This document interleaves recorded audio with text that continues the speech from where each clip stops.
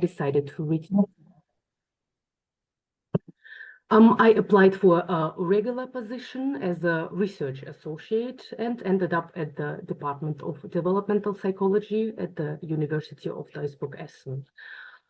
This position is funded through the university's regular budget. You apply for it just for any other job. For a long time, I had already dreamed of doing research in the field of psychedelic science, but to be honest, I never thought it would be possible due to legal restrictions and due to the stigma still associated with the field. For example, during my bachelor's and master's, I approached professors about writing my thesis on psychedelics, but my requests were repeatedly declined.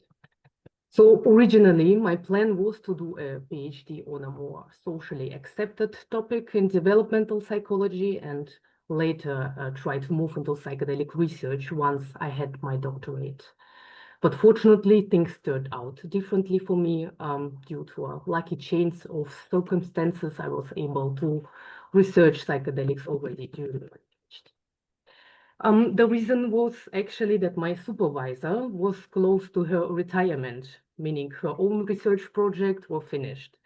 Her previous work has focused on very traditional topics in developmental psychology, mostly concerning child and adolescent development. So she gave me complete freedom in choosing my topic.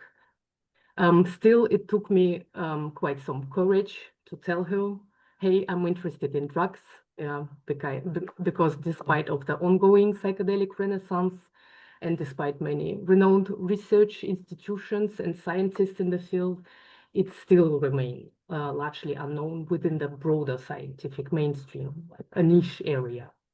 And also no one else at my university was studying psychedelics. Also, my supervisor belongs to the generation that grew up after the Prohibition era, when people mostly heard about dangers of psychedelics, but not their potential benefits. So she was completely misinformed. So it took a lot of courage to bring it up, and she was initially quite skeptical, but in the end she said, go ahead if it makes you happy. And I'm truly grateful for that. Now, as you said, I'm researching the relationship between recreational psychedelic use and the mastery of developmental tasks in emerging adulthood. Otherwise, I will probably be studying something more socially acceptable and, yeah, quite boring, like, for example, relationship between sleep duration and math performance in an 11-year-old, or replication study of the replication study about the attachment theory. At first, all my colleagues were quite skeptical, even smiled a bit at my idea. It took a lot of educational and outreach work to gradually inform them, find like-minded people, and build a community. But this effort definitely paid off. The skepticism has faded. I have built a small community at my university in the form of a Unimind Journal Club where we meet regularly to discuss current research in the field. And my little personal pride is an event I organized last May as a part of a science festival in my city. The event was dedicated to psychedelics and altered states of consciousness and had an interdisciplinary approach combining scientific talk, psychedelic art, and meditation with a soundbar performance. And it was also partly funded by my faculty. And the reason I'm sharing this story is because I want to encourage young researchers and therapists to stand up for the topics that matter to them and that they feel passionate about. Even if you risk facing negative reactions and rejection, first you learn how to deal with it, and in the end you might be surprised by the opportunities and coincidences that open up once you show courage and stay true to yourself. Unfortunately, at the moment, in Germany, there are still only a few institutions seriously engaged in psychedelic research, and the legal regulations are quite restrictive, especially regarding experimental studies. In neighboring countries like Switzerland, the Netherlands, and now also Czech Republic, the situation is much more favorable. Nevertheless, I found a way to study the topic of psychedelics under the given circumstances, and today I would like to present my study on the relationship between consumption motivation for classic serotonergic psychedelics and the mastery of developmental tasks in early adulthood. Now I will share my presentation with you.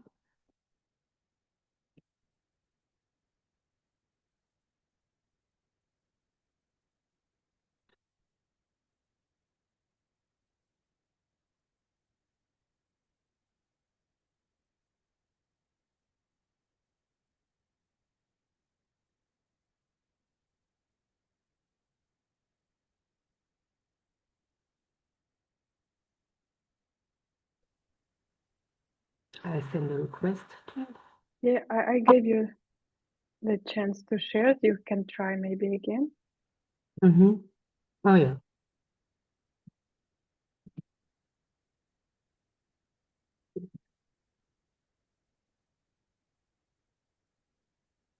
Do you see my presentation? Yes. Talk is called Altered States and a Life Path, how psychedelic shape development in emerging adulthood. So what to expect in my talk today? To begin, I would like to briefly discuss the historical use of psychedelics in spiritual initiation rites, as well as the epidemiology of recreational use to highlight the relevance of the topic. I will then present my study covering the underlying theory and methodology used. After that, I will discuss the sample and key findings, followed by the discussion of the implication. So the use of psychedelics during the transition to adulthood is not a new phenomenon. History is full of examples of this across various cultures. So the Eleusinian Mysteries in ancient Greece was a secret religious festival serving as an initiation into a deeper spiritual knowledge. Participants consumed the psychoactive kykeon drink, experiencing transformative visions, symbolizing death, rebirth, and the transition to a higher state of awareness. Also, the Mazatecs in Oaxaca, Mexico, have been using psilocybin mushrooms in ritual ceremonies for centuries. In some cases, the ceremonies were used to spiritually prepare young people for adulthood by providing them with a deeper insight into the world and their role within it. Also, various indigenous groups around Amazonas use ayahuasca. It's a mixture of two Amazonian plants in ritual contexts. In some tribes, young people are introduced to the spiritual world through ayahuasca ceremonies, which is seen as a crucial step into adulthood. The Huichol in Mexico embark on the pilgrimage through the desert to gather peyote cactus and consume it in a ritual context. This experience is often interpreted as a test and a spiritual awakening that introduces young people to the adult world. And finally, in the Bwiti religion in Gabon, the root of the iboga plant is used in initiation rites. Young men experience profound visions that are meant to help them understand their identity and their future. Even today, epidemiological studies suggest that young adults are particularly susceptible to drug use compared to other age cohorts. This is demonstrated, for example, by the Monitoring the Future study. It is a panel survey in the US since 2015 with about 108,000 participants. As you can see on this graph, lifetime prevalence for any illicit drug in a blue color increases with age as people have had more time to experiment. But annual and monthly prevalence in a light blue and black color are the highest among young adults. The pattern for hallucinogens or psychedelics is the same. The annual prevalence for psychedelics among young adults is 4 to 6%, while lifetime prevalence consists 19 to 22%. Also, the annual prevalence of LSD and other psychedelics significantly increased from 2014 to 2019, which demonstrate growth of relevance for this age group. This study also showed that the average age for trying psychedelics was 19.6, also the age marking the transition from adolescence to adulthood, and that higher education level seems to be a risk factor for trying psychedelics. Building on that, I will move to my own study. Since young adults are the most vulnerable age group, and since recreational motivation research usually doesn't distinguish between age groups, I focus my research on recreational users in their early adulthood and wanted to examine them from a developmental psychology perspective. Emerging adulthood is a newly proposed life stage introduced by Jeffrey Arnott that lies between adolescence and young adulthood. This life stage is characterized by the fact that young people today have much more time to search for their identity and to try out alternatives without having to commit themselves to specific values or life paths. The phenomenon of emerging adulthood has arisen as a result of several factors related to demographic change. For example, due to industrialization and digitalization, higher educational qualifications are increasingly required and obtained. Consequently, individuals spend more time in education and, for example, the formation of families is postponed to a later stage in life. Furthermore, people in general are living longer, which means that individuals have more time overall to accomplish their developmental tasks. All of this has led to the emergence of a period in young people's lives in which they are no longer supervised by their parents or accountable to them, as is the case during adolescence.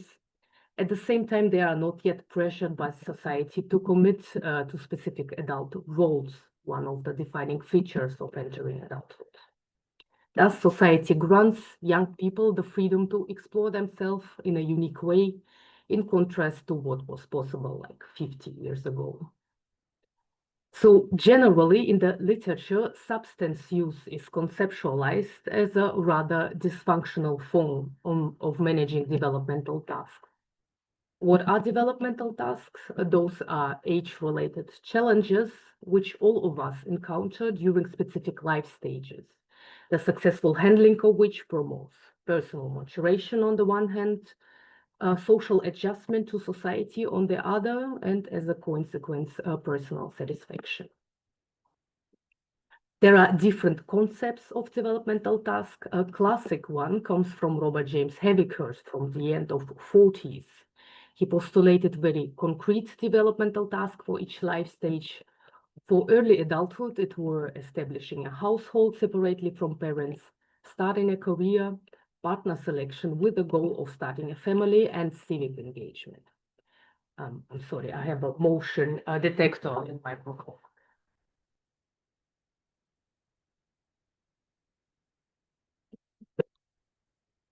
Yes, and civic engagement. It's kind of complicated questions if those tasks are still actual for today young adults. It depends a lot on culture. For example, in West Europe, these tasks are not so normative anymore as back in the 40s, but they are still on the table though. The recent research on developmental tasks in emerging adulthood from Maceless and Karen revealed the topics of self-actualization and searching for a meaningful life as central for this life stage. These tasks, in turn, are considered components of spiritual development according to contemporary literature, but later on this topic. So similar to how therapy researchers wonder why some patients benefit from psychedelic-assisted therapy while others do not, I wondered why some recreational users benefit from their consumption or manage their developmental tasks in spite of drug use, while others get stuck or end up escalating to the use of harder substances. In other words, what's the difference between these? There could be numerous factors, but I focus on consumption motivation in my study because motivation is considered the strongest predictor of substance use behavior in general. So the aim of my study was to understand use of serotonergic psychedelics in the context of managing developmental tasks and to examine the relationship between motivation and success or missuccess in managing those tasks. In my study, I focused explicitly on the classic psychedelics, such as psilocybin, LSD, mescaline, DMT, ayahuasca, 5-MeO-DMT, and 2CP, in order not to lump too many substances together. And also because, for example, recreational users of magic mushrooms are often quite a different type of people than recreational users of ecstasy.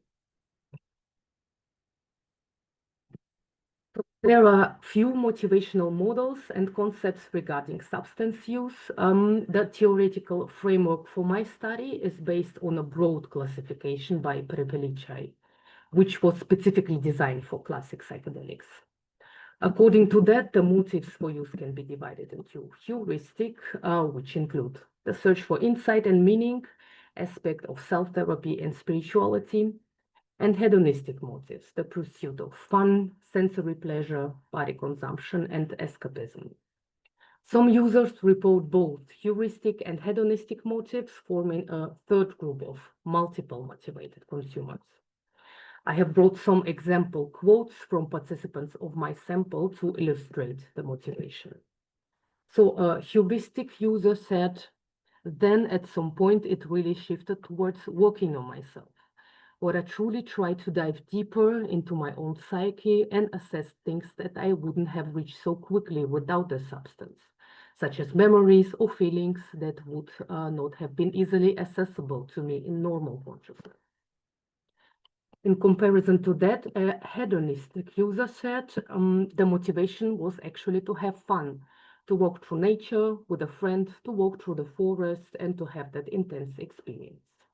And a multiple motivated user said, you take it for the first time, and then suddenly you open a window into a completely new world. And of course, I'm curious to explore this world further and somehow map it out to see, okay, how can my own brain feel? This quote has elements of heuristic and hedonistic motivation in it. Another factor that I sought to explore was spiritual development, as it is on the one hand examined in relation to meaning fulfillment and identity development, yet on the other hand is often associated with psychedelics and is conceptually a component of a heuristic motivation. Spirituality is a multifaceted concept that has been frequently misused by various New Age movements, which has led to widespread misunderstanding among many people. Consequently, scholarly engagement with this topic from William James at the end of the 19th century up to the present has been largely neglected in mainstream discourse. Many authors have attempted to define spirituality scientifically and have developed different conceptions. Some authors assert that it constitutes a psychological variable, a universal mental capacity that represents a central element of identity and can be measured. Others, in turn, claim that spirituality involves a notion of the sacred or the divine, which lies beyond material reality. Some models are unidimensional and teleological, implying a conception of a final state of spiritual development. Others consider it to be an ongoing process characterized by ups and downs. There are several aspects shared by many definitions, which I would like to present to you today. The most important principle is self-transcendence, which refers to going beyond one's own boundaries, whereby one perceives oneself as a part of a larger whole. Transcendence can be distinguished as a vertical, directed towards what lies beyond, or horizontal, oriented inward as work on oneself, or towards the others and the environment in the form of connectedness and the assumption of responsibility. Other components of spirituality include the experiential dimension of faith, the personal answering of the big questions concerning truth and goodness, one's contribution to other people, as well as meaning fulfillment, which is furthermore considered a central developmental task in emerging adulthood. Spiritual development has been extensively examined empirically and is associated with numerous protective psychological variables, such as mental, physical health and well-being, pro-social behaviors, conflict resolutions, a sense of identity, and also lower substance abuse. However, there are also several studies that have identified correlation with psychopathology, poor health, and affiliation with cults. In my study, I relied on the model of spiritual development proposed by Maestless and Russell Netzer, which efficiently integrates most of the relevant aspects. This model assumes a non-linear course of development and does not include a final endpoint. The model is presented as a three-dimensional metaphor in which the dimensions are not distinctly separated, but remain in constant interaction. The first dimension is the deep within. This process centrally concerns the continuous purification of the authentic self from conflicts and entanglements through introspection and self-work, resulting in feelings of greater peace and serenity. This dimension corresponds to the horizontal orientation. The second dimension, up and beyond, represent a person's connection with the divine, the infinite, the ultimate, the transcendent, which constitutes the vertical orientation. And the third dimension and component of spirituality is sideways and interconnect. This process involves a sense of community and connectedness, and as a further consequence, a feeling of personal fulfillment or meaning. And in accordance with the model's conceptions, is likewise horizontally oriented. Some people argue that the horizontal-vertical metaphor is the real meaning of the Christian cross symbol. My goal was to conduct an in-depth analysis. I used a convergent mix method design. The main part of the data collection consisted of a guided semi-structured interview. In the first part, I collected demographic data, assessed the handling of developmental tasks, and explored personal developmental norms. That is the extent to which a certain task is important for an individual, as there is no standardized questionnaire for this age group. The second part of the interview focused on consumption history, on motivations, the effects of consumption on one's life, and questions of spirituality. Following the interviews, participants filled out 2 standardized questionnaires, selected scales from the Freiburg Personality Inventory, and the Sources of Meaning and Meaning in Life questionnaire. This questionnaire is important, so let's take a closer look. It contains 26 primary scales representing different life meanings, which can be assigned to 4 global dimensions: self-transcendence, self-actualization, order, and well-being and relatedness. This questionnaire measures also an overall meaning fulfillment and crisis of meaning as 2 different scales. This questionnaire corresponds to the developmental task of self-actualization and the search for meaning in life in emerging adulthood, and it also measures vertical and horizontal self-transcendence as an indicator of spiritual development. So to analyze the verbal data, I used the method of qualitative content analysis according to my ring, focusing on the areas of self-actualization, meaning fulfillment, and spirituality, as well as the consumption motives and life impacts.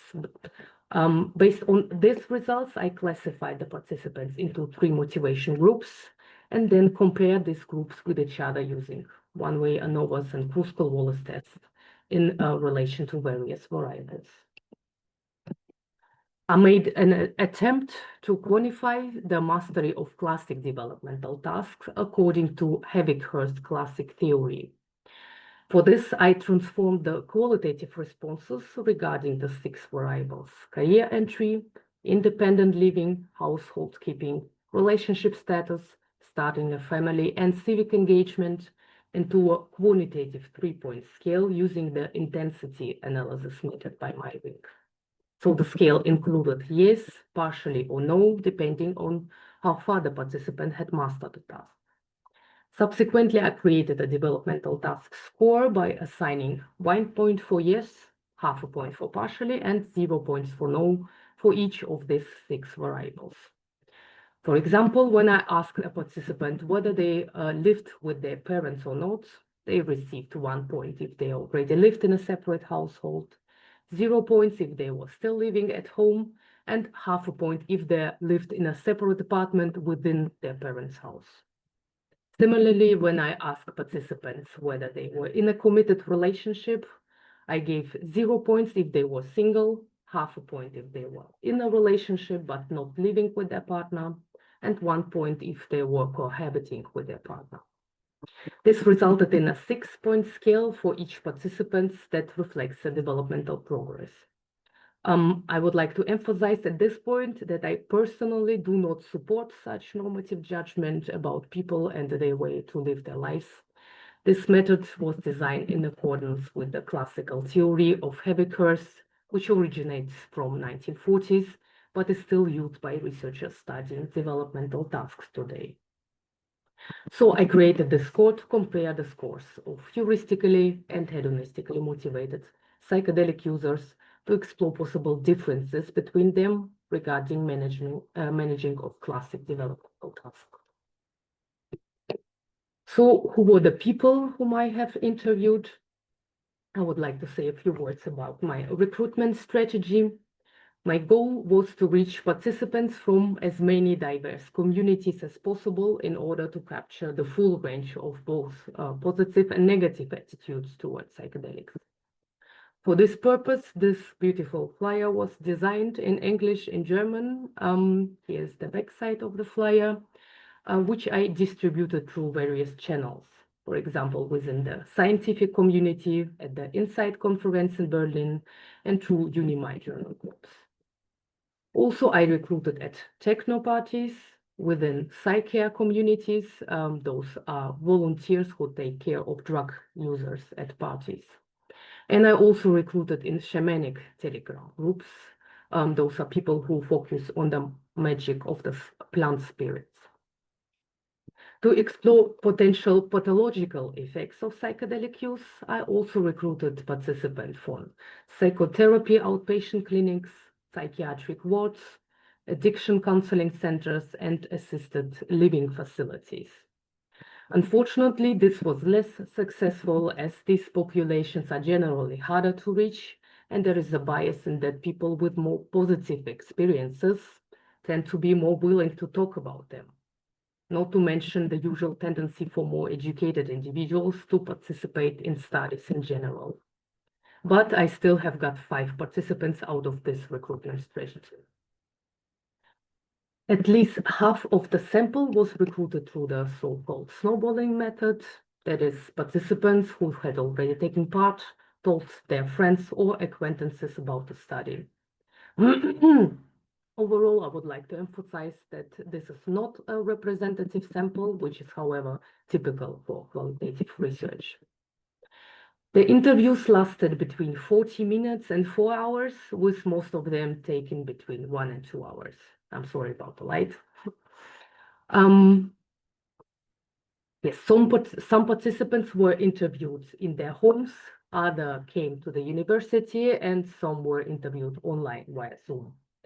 10 participants were interviewed by my research intern colleague. So I interviewed a total of 52 participants, aged from 18 to 70, with an average age of 32 years. After excluding those who were no longer in their early adulthood, so people from 36 years old onwards, the average age was almost 29 years. I have interviewed 6 participants who are no longer in their early adulthood in order to exploratively examine possible cohort effects. These participants were included in the analysis regarding motivation, but not in those concerning developmental tasks of young adulthood. So I interviewed 19 female, 30 male, and 3 non-binary participants. Looking at the distribution of educational degrees, it's evident that most participants had higher university degrees. This could indicate a sample selection bias, but it also aligns with the finding that higher education level seems to be a risk factor for psychedelic use. So what did I find out? As a result of a qualitative content analysis, it emerged that young adults most frequently find their self-actualization in the areas of work, study, and career, in various forms of self-development, in social relationships, and in aspects related to self-efficacy or sense of competence. But also other important fields like, for example, hobby, music, creativity, contribution to society, and so on were mentioned. I also asked participants what gives their life meaning or what they feel is missing to experience more meaning. The analysis revealed that participants primarily find their sense of meaning in social relationships, in being active or creative, and in a process of self-development. Feelings of joy and contentment and the working area were also important factors mentioned. The areas of self-actualization and meaning fulfillment are therefore related and overlap to some extent, but they are distinct constructs. So, furthermore, I quoted the participants' open-ended responses to the questions regarding spirituality. The questions address whether they consider themselves to be spiritual persons, which practices they engaged in, and whether psychedelics had an influence on their spiritual development.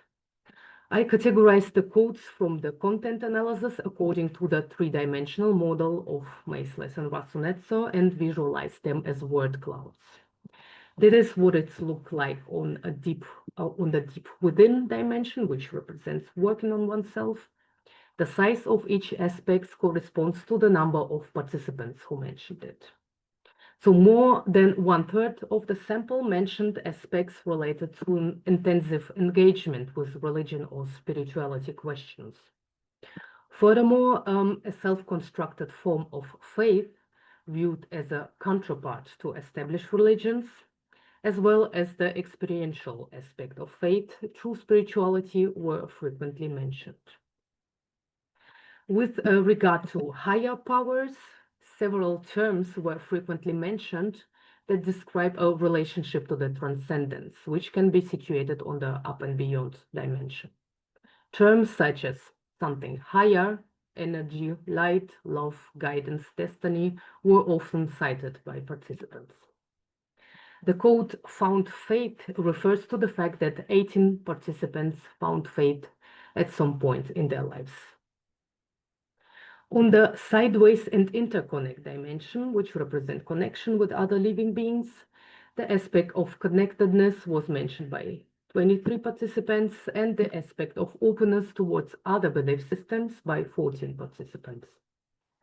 As a three-dimensional model already suggests, the dimensions interact with one another and several quotes could be assigned to more than one dimension. In the second part of the interview, I asked participants what motivated them to try serotonergic psychedelics for the first time. The following pattern emerged: curiosity and social environment or availability of the substance were the most commonly mentioned reasons, followed by the desire to gain experiences and aspects related to self-therapy and self-development. When asked about motivation for continued use, a different pattern emerged. The overall number of mentioned motives decreased, and the most frequently mentioned motivation were the search for insight and self-therapy, which are heuristic motives aligning with existing research.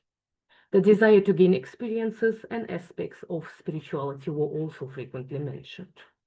Hedonistic motives such as partying and fun came after this. In the next step, I categorized participants into 3 motivation groups using content analysis. This resulted in 19 heuristic, 18 hedonistic, and 15 multiple motivated participants.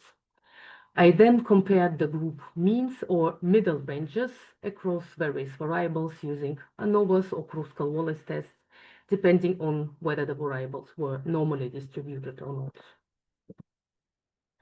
In the top row, you can see the result for my self-constructed developmental task score. Although the mean score for heuristically motivated participants was 0.6 points higher than that of hedonistically motivated participants, this difference did not reach statistical significance.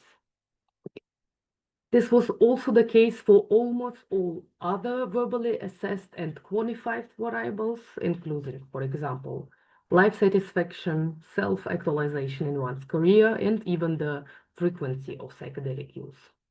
The only two statistically significant differences in this area emerged first in the variable educational attainment, with heuristic and multiple motivated consumers being overall more highly educated than hedonistic users, with an effect size of 0.16, which according to conventional standards is considered a strong effect. And second, when addressing the questions of a question of whether psychedelics had an influence on the participants' spirituality, it was found that this was significantly more the case among heuristically motivated participants with a very strong effect size. However, caution is warranted in interpreting these results, since spiritual motives constitute a component of heuristic motivation. In total, 29 participants indicated that psychedelics had influenced their spirituality. Either they found they weighed to it, or their views were affirmed through psychedelic experiences.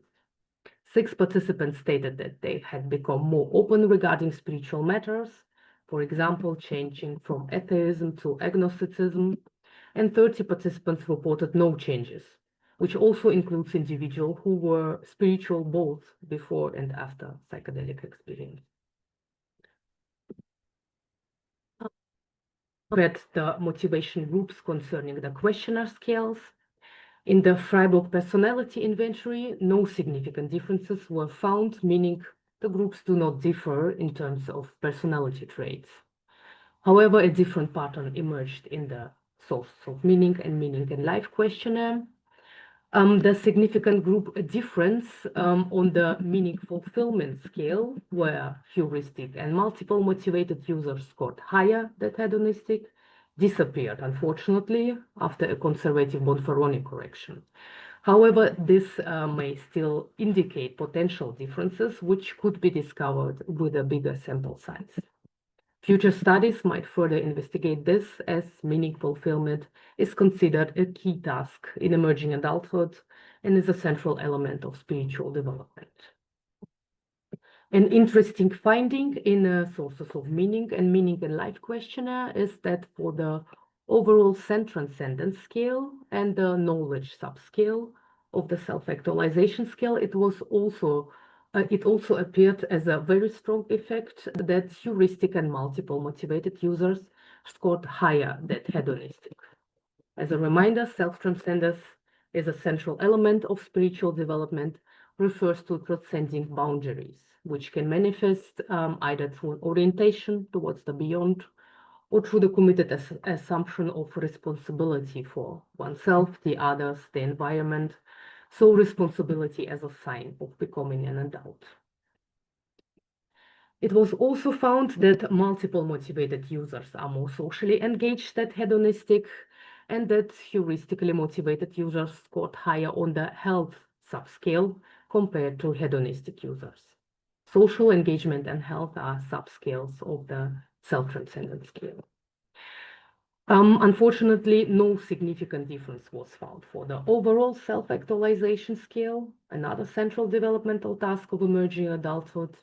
However, beside the knowledge subscale, a significant difference emerged for the development subscale, with heuristically motivated users scoring higher than hedonistic ones. I would like to kindly remind you at this point that this result should not create the impression that heuristic psychedelic use directly leads to greater self-actualization and self-transcendence, or even vice versa.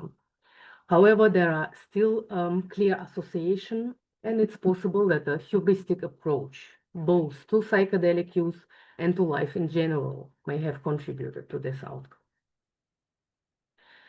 And the last result I would like to present for you today are the reported effects of psychedelic use on participants' lives.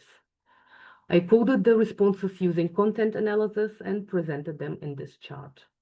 The size of each aspect is represented based on the frequency of participants who mentioned it.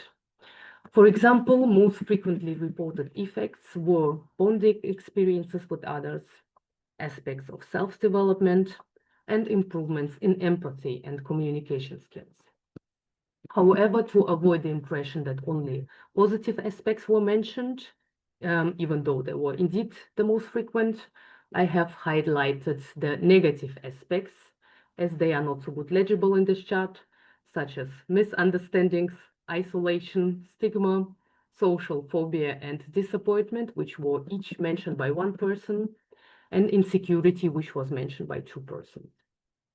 You can take a look at this chart, and if you have questions to any category, you can ask them in the discussion. To conclude my presentation, I would like to outline some implications for research and praxis. Findings suggest that motivation for psychedelic use might be linked to developmental outcomes in emerging adulthood. This supports the idea that intentional, meaning-seeking use of psychedelics may facilitate processes like self-actualization, purpose-finding, and spiritual development. So my data suggests that it would be good to set a certain intention before undergoing a psychedelic experience. Given the differences in educational attainment, findings suggest that cognitive engagement and intellectual curiosity may play a role in how psychedelics are used and integrated. This could inform psychoeducation efforts around harm reduction and responsible use for different types of users. Since hedonistic users report lower levels of self-actualization and self-transcendence, there may be a need for more education on intentional use and integration. Psychedelic harm reduction efforts could benefit from addressing motivation explicitly. Also, the results imply that current legal regulations on psychedelics may be inadequate or misaligned. Findings could inform public discourse and policy discussions around the responsible regulations of psychedelics. And finally, the results of the qualitative content analysis could be used to develop a motivational model specifically designed for classic psychedelics. And at this point, thank you a lot for your attention. Here you can see my references for this talk, and if you like to get in touch, so feel free to do so.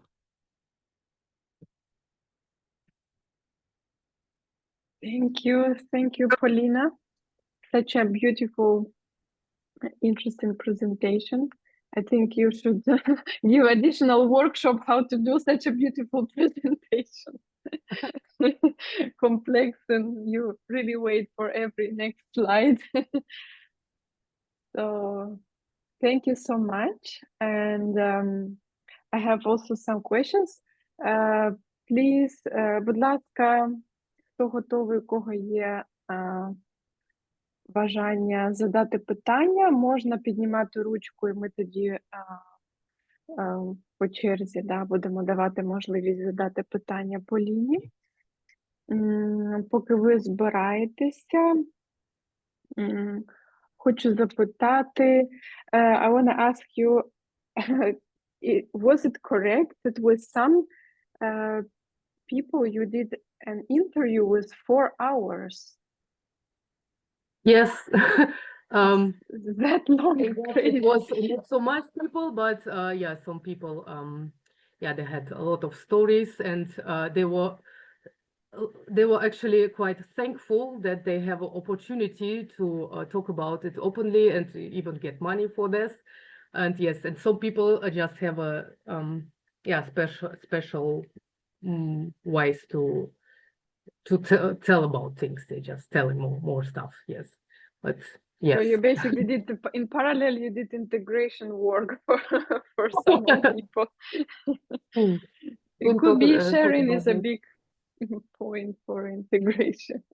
And I have another question, because you mentioned that some participant was 70 years old. It was one old hippie woman, which I included because of the reason of my own curiosity, to be honest. I want to Okay. hear some stories from back in the 60s. I didn't include this woman into the analysis about the developmental task. Yes. Okay. But you did not include her. Okay, so you include into your study only people till 35, 36? 36. 36. Okay. Yeah, I was surprised why this Yes. number appeared. Okay, thank you. To be honest, it was when I look back, what I could do better. It was not the smartest decision to interview such people at all. I should probably concentrate only on people in their early adulthood. But I was curious for myself. Yeah. To be honest. Yeah.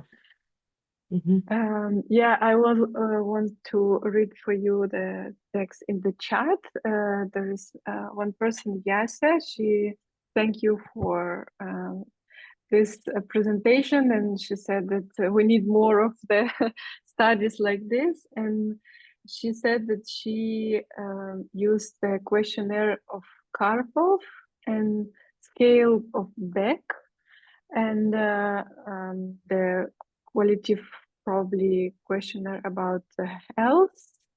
So she basically think this is very important for children and adults. And I think if Yasser want to comment something, you can also say some words if you did a study, because I don't understand fully. If you maybe conducted a study that you maybe also can share of your experience a little bit.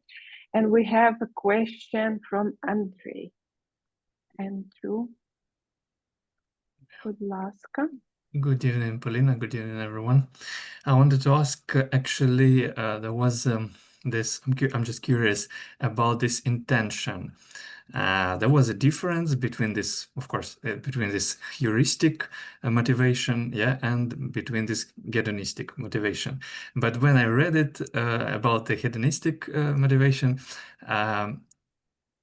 the request, or if I can put it this way, to take a walk in the forest with a friend, somehow for me sounds a little bit more even spiritual than a request to have the abstract enlightenment or something like that. So I guess my question here is, where is this line between hedonistic and heuristic intention of usage? Thank you. Yes, and you have got a point. It's a good question. It's a difficulty for a qualitative researcher. It was difficult for me not to start to interpret too much, because the guy told to me, I want to go through the forest. Yes, he told to me nothing else than this. Maybe if he would like to have an enlightenment, then he could say it to me. If he would say it, I will put them in the heuristic motivation. It was actually kind of difficult for me, because me as a researcher who is very subjective, because I'm a person, I'm bringing all the narratives from the outside in my research. It was yeah, quite difficult for me to put all my interpretations out of it and really concentrate what is written there, word by word. Yes, but you're right.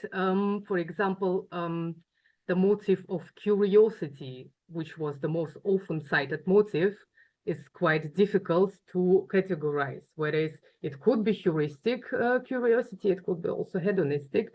So I put it that motives complete out of it, because otherwise I would have like more than half of a sample, like in heuristic, if I put them in heuristic.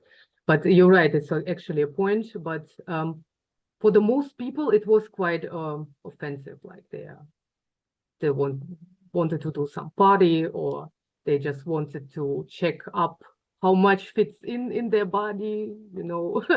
And there, for me, it's like very hedonistic. Yes. Got it. Thank you. Thank you for the answer. Thank you for your question. Якщо є питання, можливо, і стосовно самого дослідження і стосовно саме наукової роботи, да, можливо, якісь нюанси, які могли б допомогти в майбутньому, да, розвивати різні теми в Україні, да, робити різні дослідження. Якщо є бажання запитати, можете піднімати ручку.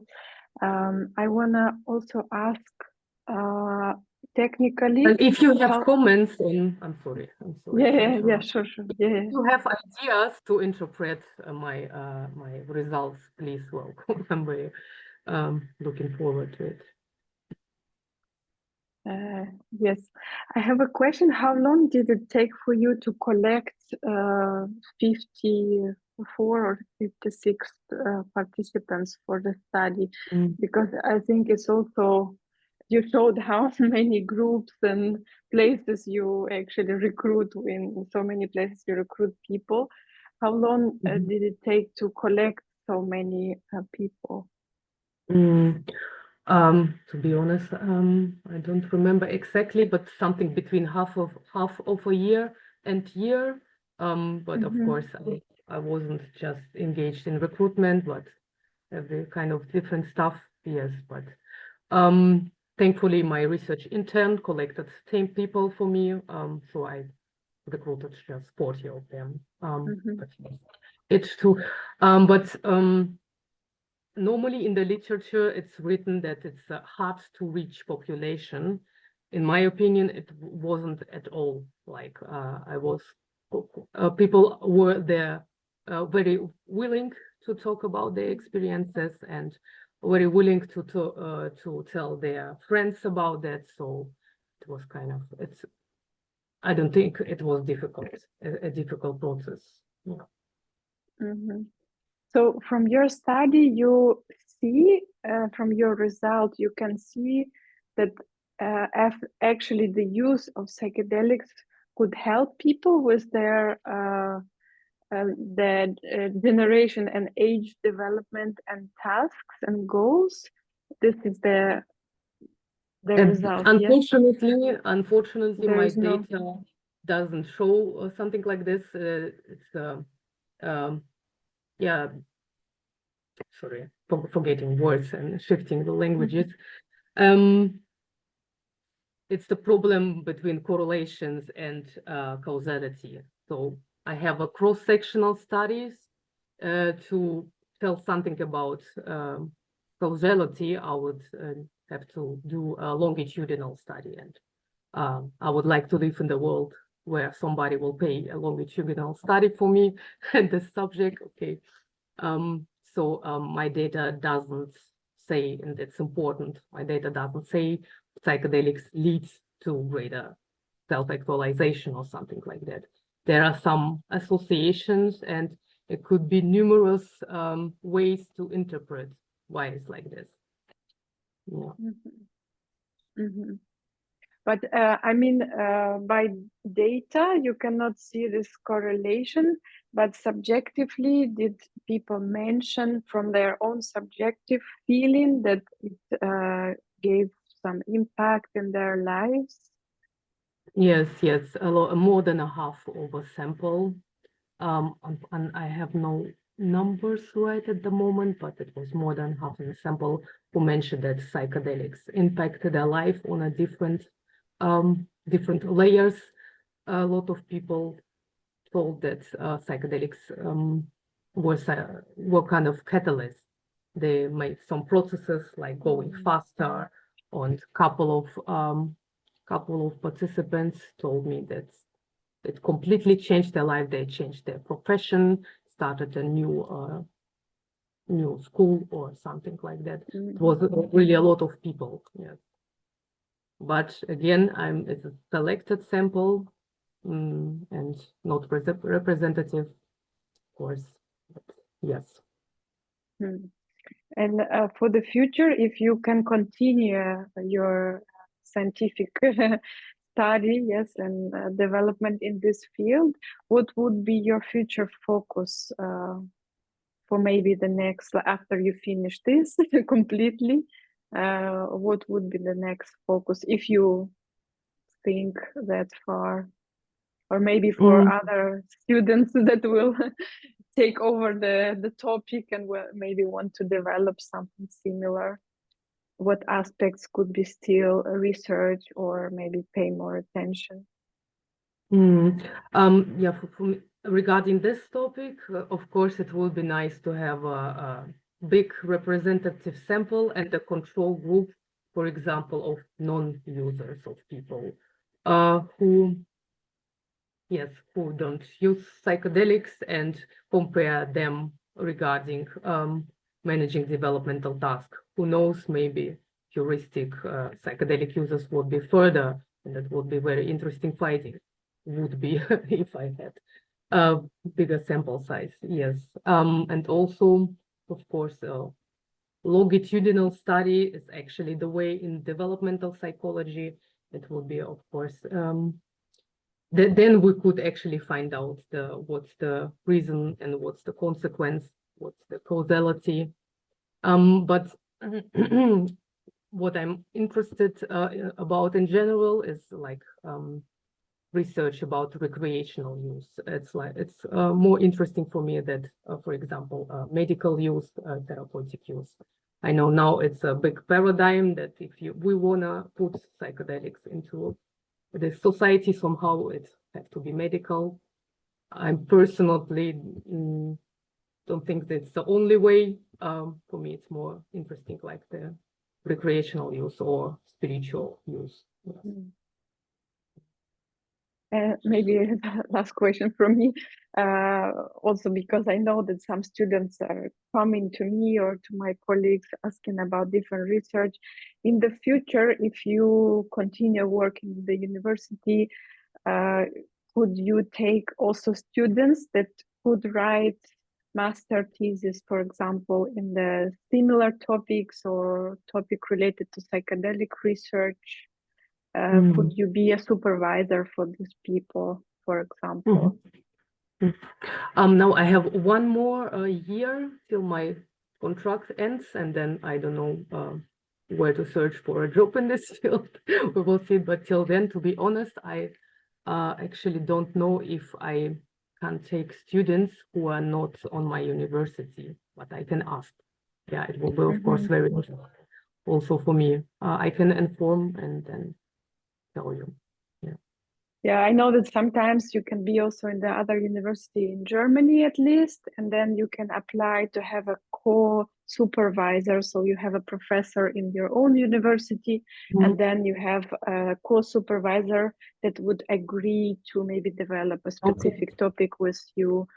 So just so you know, because we need also more researchers that are open also to take maybe new students that also want to develop similar topics in the research. And I think in the future in Ukraine, we also will build some collaborations that will give us an opportunity to have maybe a joint program or joint study together. So we are trying also to build a field and network in this area as well. If you have such students, you can give my contact data. I think I will look in every personal case if it's possible or not, but principally I'm open to that. Yeah. Thank you. Так, ну що, аудиторія, чи є у вас питання, коментарі стосовно презентації, лекції? Можливо, якісь речі, які ви помітили і щось для вас важливо? Андрій, будь ласка. I wanted to ask Polina, what brought you into this field, into this research, if it's not the personal question. I mean, what was your motivation to start such a research? You mean this place where I'm working now, or my personal motivation? Generally, yeah, like why did you decide to make this your... Yes, of course, because of my personal experiences. I was fascinating about all this matter, and we never thought that it would be possible. But now we are living in psychedelic renaissance, and more and more people know about that. There is no specific accident why I had an interest in for that, but it's of course it's personal experiences that I have, which with mushrooms. The first one, I'm living on the border to Netherlands, almost like 1 hour to the border to the Netherlands. In Netherlands, there are civilized people who don't go in the forest and say, you mushroom, you're illegal, you know what I mean? You can just go there and take it for recreational use and not just for medical use. Was it the answer to your question? I guess so, yes. Maybe did it change your life somehow? Was it the changing point? Hmm. It was many changing points. Yeah, I think it's changed a lot, but I cannot separate what exactly was what the psychedelic experiences and what was the rest of my life. So I don't know. One thing which I know for sure, I kind of lost fear of death. It was about psychedelic experiences. And I think I'm a little bit like relaxed that I was before, relaxed to the world and to the other people. Thank you. Can I also ask, when you prepared your topic, did you have to refer to a certain maybe publications or researches that were already in the world related to psychedelic topic? So your topic and the wish to research this was maybe perceived more serious, or did it help maybe to convince your supervisor to accept this topic? So did you use the actual results of different studies that we already have in the world? Yes, of course, I have to do this to it calls like expose. I don't know what's the word in English, which I have write my intention, what I want to write about, and I must cite, of course, cite other studies, other models. And it was my professor, also my colleagues didn't knew there are any research. It was so I don't know, it's a face palming, what's that? Like they were wondering, are there serious people who are doing this? Such phrases I heard, and I just thought, oh my God, yes. And it was a lot of educational work on my colleagues, to be honest, and on my supervisor. And I thought first they are not. I think they were very skeptical, but then I was, yeah, I spoke a lot to them, whether they wanted or not. Yes, and that's So basically, we need young students who want to do research about psychedelics. So we do first the education for our older scientists who are already long in the field that probably doesn't know at all what's going on in the world. Maybe really a generation problem, because this generation of the professors, they are like they were misinformed. They also cannot anything for it. And now, yes, we have to convince them, or we have to wait till they get retired. Okay, maybe the last question then, if we don't have, please, if somebody wants to say something or question, you have the chance now. If not, I ask the last question. Maybe what was the most challenging for you, and what was the most exciting for you in this study, in the process of study that you did? Good question, actually. The most exciting thing is actually to hear all the trip reports that I've heard. It was mind-blowing, and unfortunately, I didn't use this information for my analysis at all. There was a lot of very interesting trip reports. Maybe it could be the topic which I would like to research on it. Maybe discover phenomenological patterns in trip reports, also bad trips and good trips. It was the most fascinating thing. I was sitting there and thought I can listen to trip reports and get money from the state. So absolutely jackpot, I thought. Yeah. What was the most challenging thing? It's a good question, to be honest. Okay, statistics for me is the most challenging thing because I'm more theoretical thinker person than a statistical math person. Yes, and it was of course challenging for me to tell every new person about what I'm doing, because every time it was like, how he gonna react if the person in front of you gonna look at you like you are a crazy junkie person, or you see the interest in their eyes. It was every time a little challenging for me, but now I'm very trained in it and I'm very glad about that. Yes. That I can, yeah, stand to, how do you call it? Yeah, to what I'm doing, to be true about this, you know.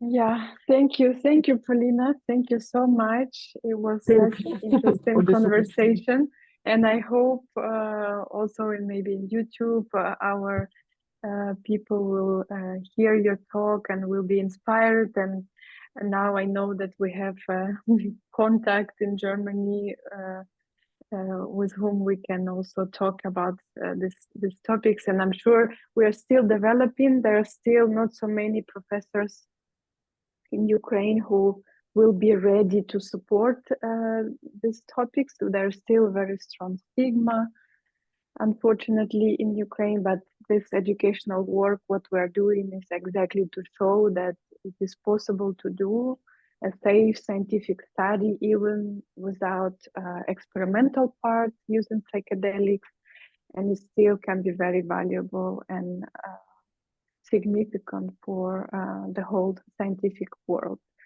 So thank you so much. Thank you, Polina. Дуже дякую всім, хто сьогодні доєднався до нас в такий вечірній час.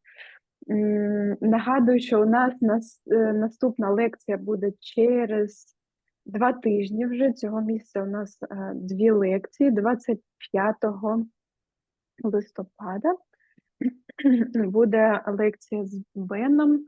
Він анестезіолог і працює в Овід Клінік також, як людина, яка працює з кетаміном. Його анонс буде теж скоро в наших соцмережах, тому, будь ласка, приєднуйтеся, задавайте питання, якщо є. І бажаю вам всім гарного вечора і до зустрічі на наступних лекціях. Thank you, Polina. Thank you so much. And hope to see you again in some other collaborations and educational work. Thank you. Thank you a lot for the invitation. Bye-bye.